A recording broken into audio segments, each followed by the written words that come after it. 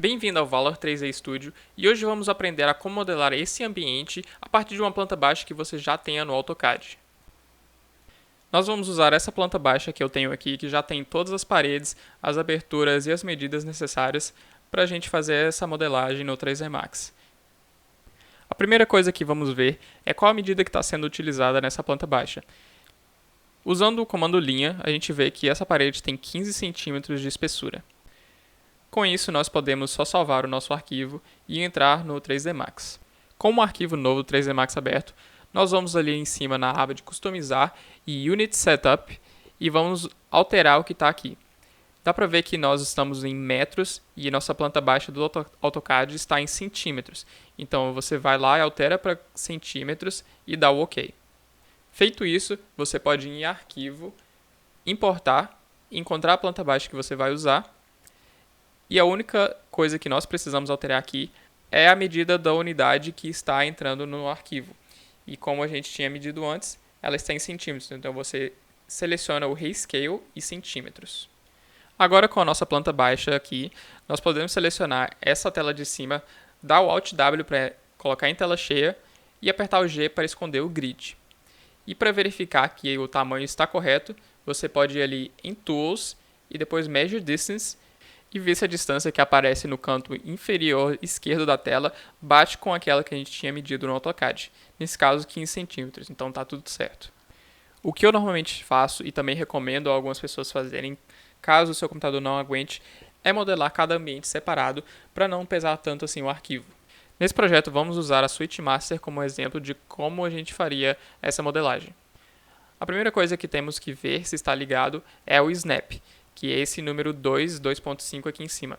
Você liga ele, pode deixar em 2 ou 2.5 mesmo. E depois, no lado direito da tela, nós vamos aqui nessa segunda aba e selecionar a linha para fazer o contorno de toda essa switch. Então, com o Snap ligado e a ferramenta Line, nós vamos traçar todo o contorno desse quarto e vamos selecionando o canto das aberturas das esquadrias também, para depois facilitar o nosso trabalho. Se você cometer algum erro, não aperte ESC para tentar consertar. Você vai dar um backspace, que é a hora de apagar as letras, para desfazer o último clique que você errou. Você vai continuar dando a volta no quarto até chegar naquele ponto inicial onde você pode fechar a spline. Agora que você já terminou, você dá um ESC para sair do comando line e ela está selecionada. Você vai dar um clique com o botão direito do mouse, selecionar converter para e converter ela para polígono editável. Se eu segurar Alt e clicar o botão do meio do mouse, eu consigo mexer a câmera para ver minha planta em vista ortogonal. Dando um F3, eu também consigo mudar a visualização para conseguir enxergar as faces. Então vou selecionar esse polígono que acabamos de criar, vou no painel de seleção e seleciono por faces e vou dar um Extrude. Nesse caso, eu vou dar um Extrude de 10 cm para ser o nosso piso. Como essa extrusão ficou acima da nossa planta, eu vou descer ela em 10 cm para ficar no mesmo nível e conseguimos enxergar toda a planta por baixo. Para fazer isso é só selecionar o seu objeto, ir nas coordenadas ali embaixo e diminuir em 10 cm o eixo Z, que é a altura. Agora para fazer as paredes, eu volto na seleção de faces, seleciono tudo dando um Ctrl A e só desseleciono essa parte de cima com um Alt e clique. Agora vamos novamente em Extrude e colocar a espessura da nossa parede, que nesse caso é 15 centímetros.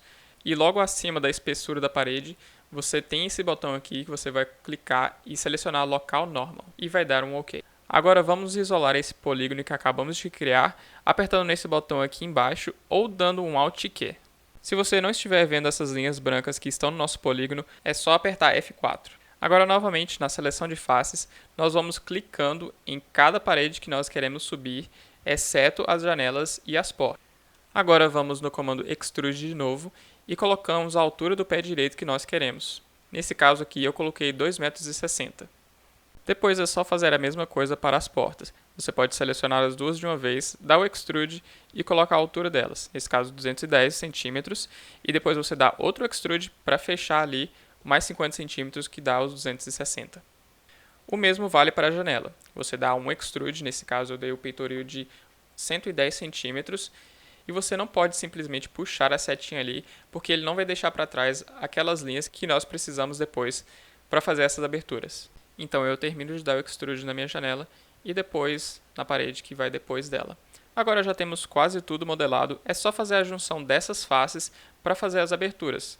Eu seleciono as duas faces dessa janela e dou um comando Bridge, que junta os dois e faz a abertura.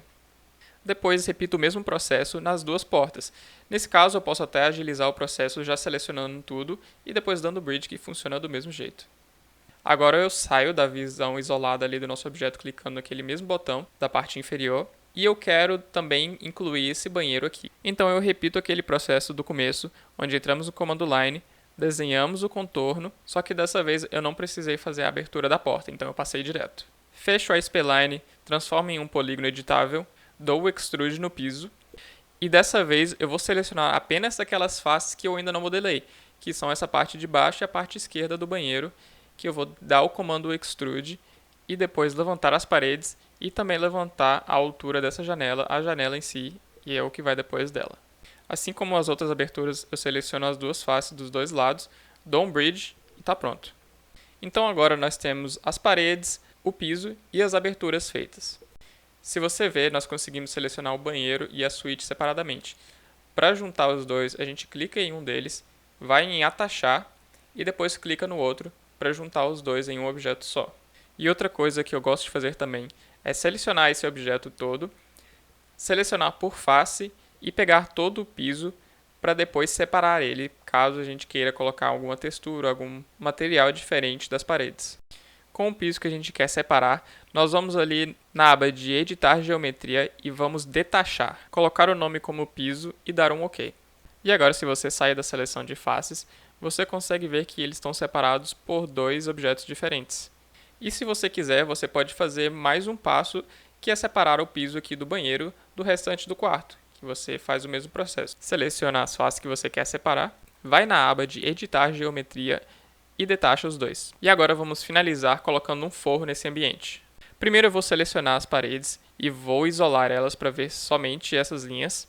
E depois vou repetir aquele mesmo processo do início, onde vou selecionar o comando linha e contornar toda a parede para nós fazermos o forro.